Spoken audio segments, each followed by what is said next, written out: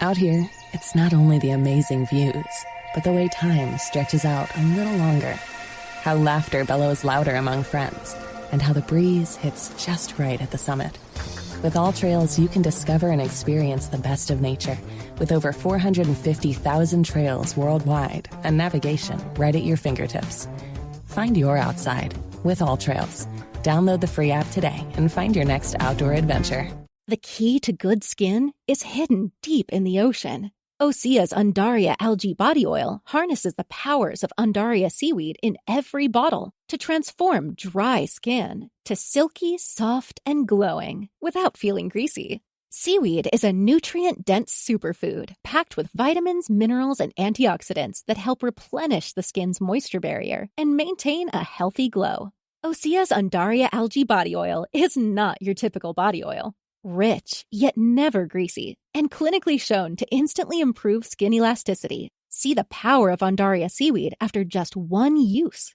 Get healthy, glowing skin with clean vegan skin and body care from Osea. For 10% off your first order, use code SEAWEED10 at OseaMalibu.com.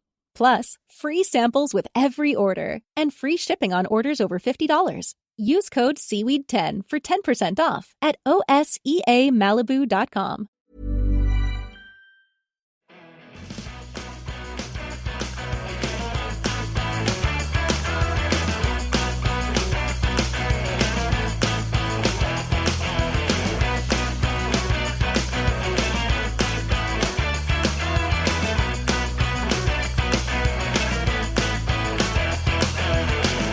Hello, everyone, and welcome to Kilowatt, a podcast about electric vehicles, renewable energy, autonomous driving, and much, much more. My name is Bodhi, and I am your host. And excuse me while I negotiate the microphone. It wasn't where it needed to be. It was too far away. I don't know if you could tell that after all the post-processing, but it's too far away. Anyway, we have a new Patreon supporter, and I'm not happy about it. Normally, I'm thrilled about having new Patreon supporters because any help is appreciated for sure for keeping the show running. In this situation, it's my brother. His name is Ray, and I'm not happy that he's supporting the show. I like to keep my family and my business separate. But I suppose if I was to thank Ray for supporting the show, even though he didn't listen to it before, I think he pledged his support. Thank you, Ray. If you want to be like my brother Ray and support this show even before hearing it, please go to supportkilowatt.com and you'll be met with two choices there. You can either support on Supercast or you can support on Patreon. Either way, it goes to help the show out. All of the money that you contribute goes directly to the show, and the money that I get from my job goes directly to paying for the expenses in my life. So know that if you give on Patreon, you are actually supporting the show. All right, let's go ahead and move on to our news. Volkswagen Group is investing heavily into solid-state battery tech. By heavily, I mean investing $131 million most recently in solid-state battery startup QuantumScape. The money will be used for a pilot production line for their solid-state battery. This will be done in San Jose. And this isn't the first time that Volkswagen Group has invested in QuantumScape. They actually started investing in 2012, and Volkswagen has a 17% stake in the company, and that stake is worth about $459 million. Moving on to our next story, the Geely Xingyuan, which I'm certainly saying wrong, so we're just going to call it the Geely Starwish, was the best-selling car in China through the first half of 2025. So from January to June, the Starwish was the best-selling car in China. For context, the Model Y and BYD Seagull were neck and neck last year as the most popular EVs in China, best-selling cars. So in the time period from January 2025 to June 2025, Geely sold 205,000 Starwish models. The starting price for this vehicle is around $10,000 US. It has a starting range of 310 kilometers or 192 miles. and it tops out at 410 kilometers or 255 miles. For reference, the BYD sold just under 175,000 Seagulls, and that vehicle starts at $9,000 US. And the Model Y sold just under 171,000 units. And that actually starts at $35,000. I think that says a lot about the Model Y, that it's the third best-selling vehicle in China right now, and it starts at $35,000, where number one and number two start around $10,000. That's not too shabby for a car company that's competing in China, for sure. I just want to throw out a honorable mention for the Xiaomi SU7, which sold 155,000 units. That particular company is fairly new to the automotive industry, not to technology in general. They're a cell phone company. But yeah, the SU7 is getting some really good reviews in China. All right. That completes our EV news. We have one Tesla story, and then we're going to get to our main topic. So here's the Tesla story. Tesla and Samsung just signed a deal for Samsung to supply chips for Tesla's Hardware 6. This deal is worth $16.5 billion, although Elon said it could be worth more money than that. The chips will be built in Samsung's facility in Taylor, Texas, not Tyler, Texas, but Taylor, Texas, and production is expected to start in 2026. So currently, Samsung supplies Hardware 4 or AI4 chips, and TSMC is supplying Tesla with Hardware 5 chips, and then Samsung won the contract back for Hardware 6 chips. Production is expected to start in 2026.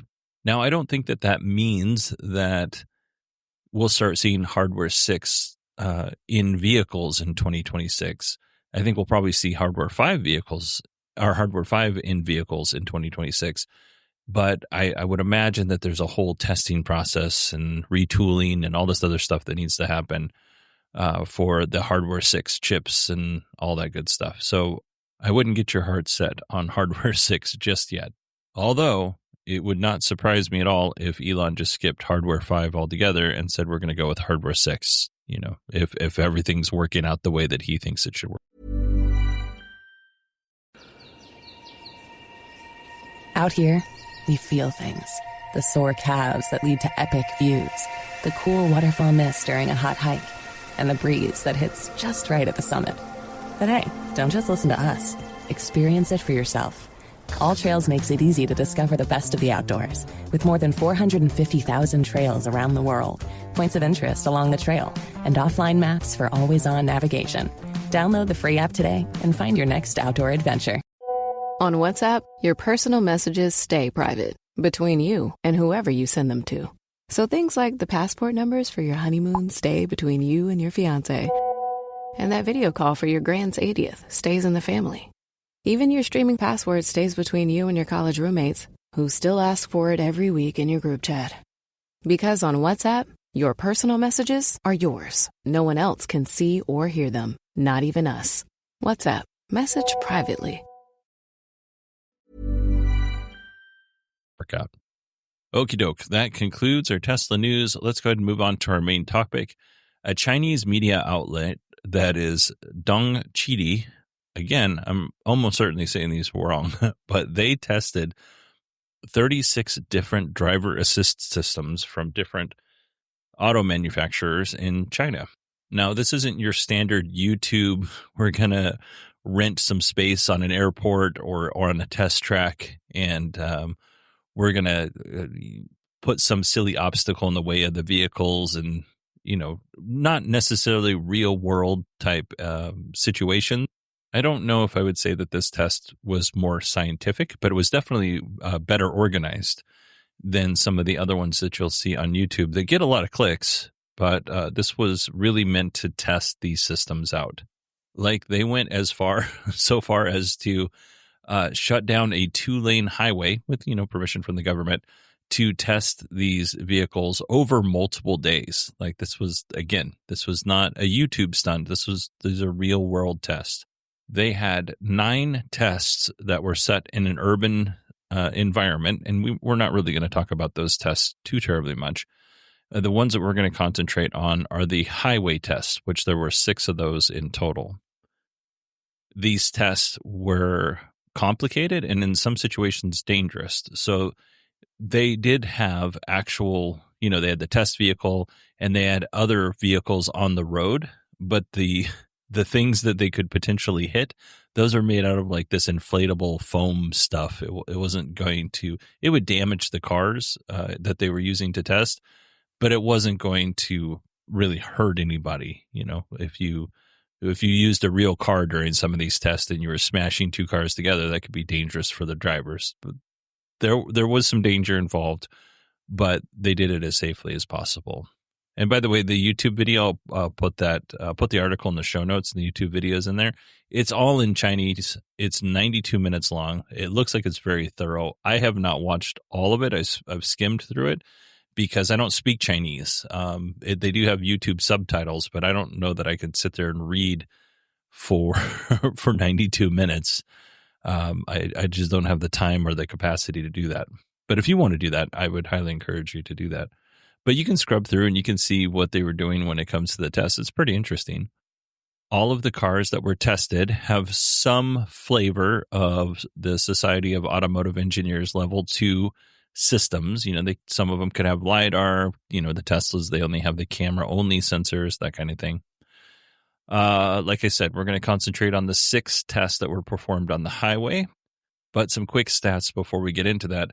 There were 36 vehicles, 15 obstacles tests, and 216 crashes during this testing process. All right, let's start with the first test, which is honestly seems like the most difficult one for me to explain. So I'm going to do my best here. The test car is following closely behind a lead vehicle. The lead vehicle suddenly changes lanes because there's another stationary vehicle in front of that. So the autonomous driving system is tracking that lead vehicle.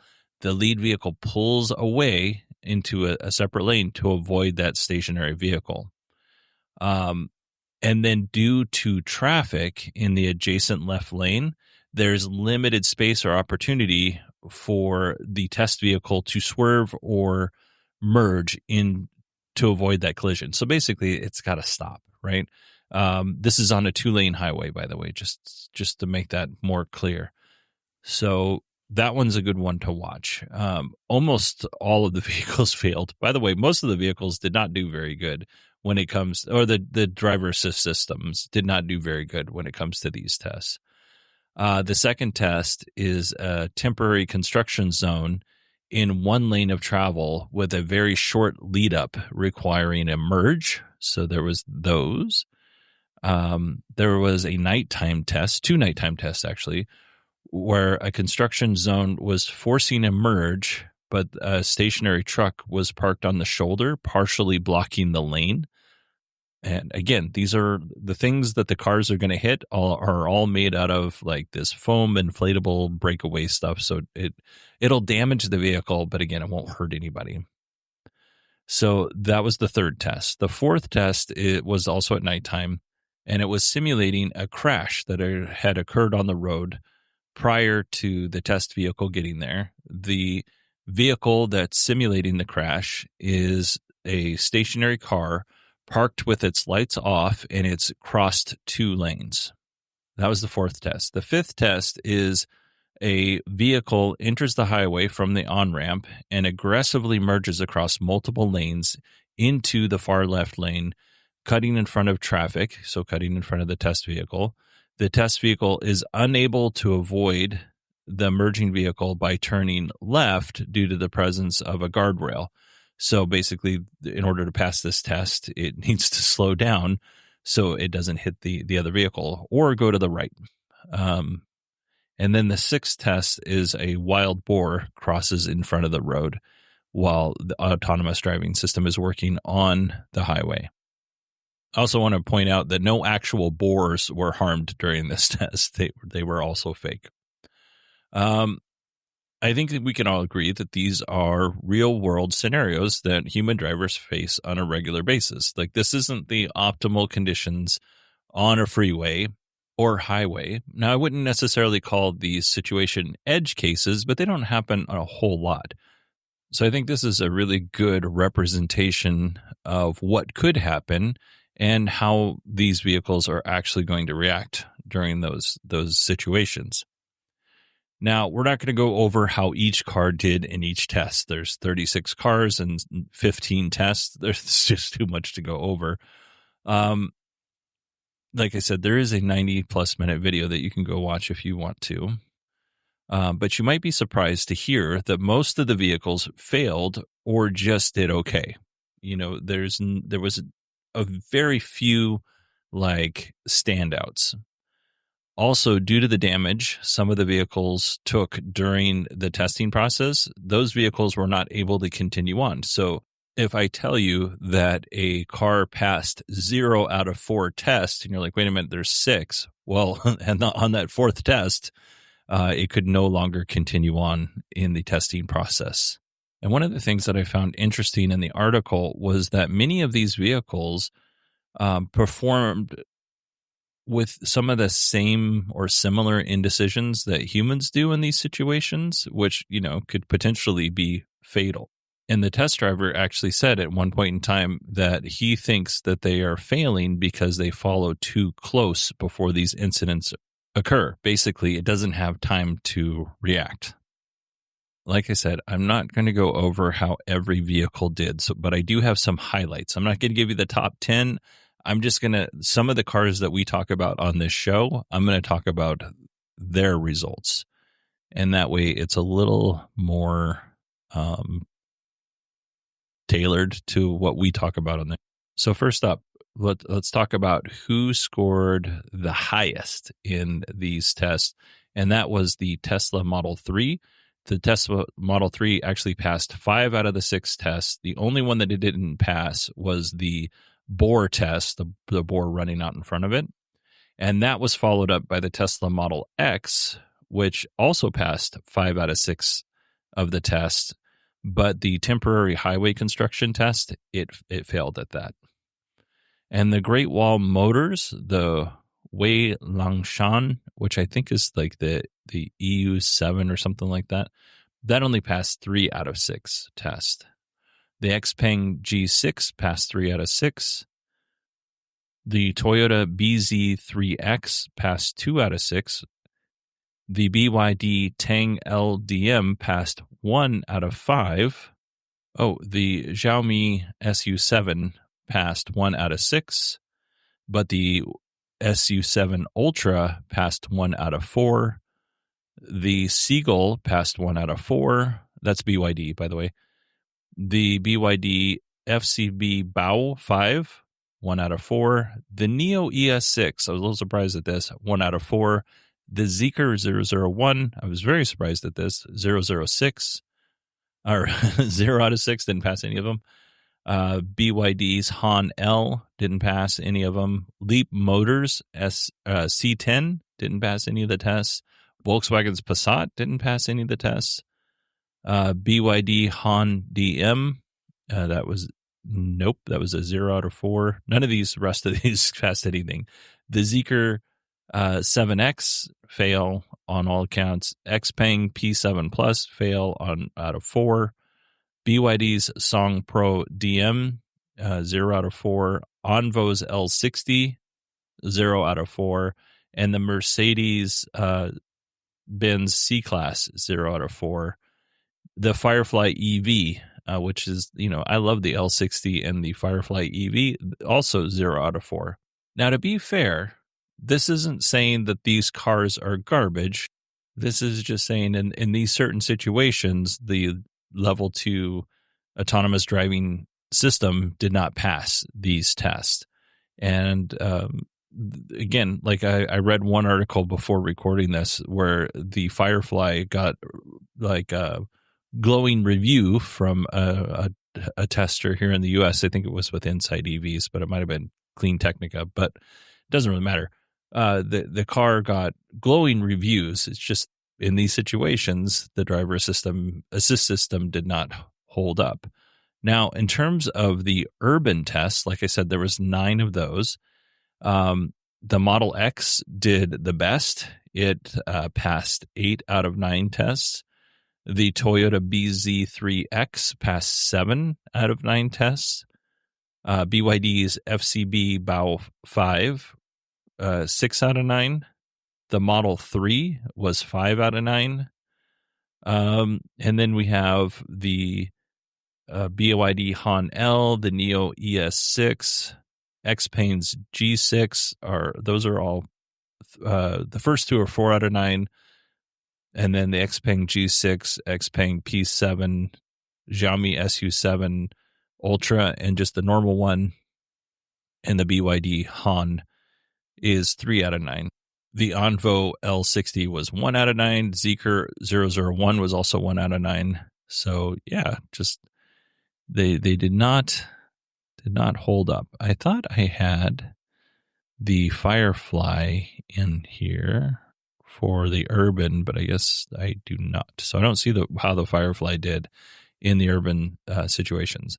But anyway, the article did not indicate whether or not they were using full self-driving on the Teslas. I don't know if they were using the God's Eye mode or whatever BYD calls their advanced driver assistance system. They may have been using, autopilot and whatever the equivalent of autopilot is for these other systems. I don't know because it didn't put it out there. But I will say, again, I think this is amazing technology. And I would really love to see more organizations doing these kind of critical tests and challenging these systems, because I don't think that,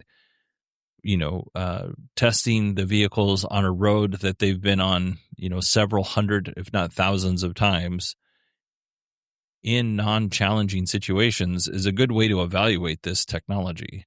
I'll give you an example. My brother had never been in a Waymo, and he was visiting me from Alaska. So I was like, okay, let's go get a Waymo. By the way, it cost me $11 to go from my house which was a mile and a half away from the Trader Joe's. $11 for that ride. We got our stuff, waited 20 more minutes, and then got the ride home. The ride there was pretty flawless. Like, it did a really good job. On the ride home, there was some hiccups. It wasn't a big deal. When my brother and I got in the vehicle, there was one car backing out and another car kind of blocking the lane. So, and they were kind of in a stalemate, and I think one honked at the other one, or somebody else honked at both of them because they were blocking the entire road. So the Waymo goes forward for a few feet, stops, I don't know, for about 30 seconds, and then shoves it in reverse and kind of aggressively went backwards, which we were in a parking lot with a lot of different people. And the Waymo doesn't know this, but there's a daycare right on the corner of where it was backing up to in the shopping mall. And then it backed up and then drove. Basically, it took a different path through the parking lot to avoid the whatever issues were about to occur.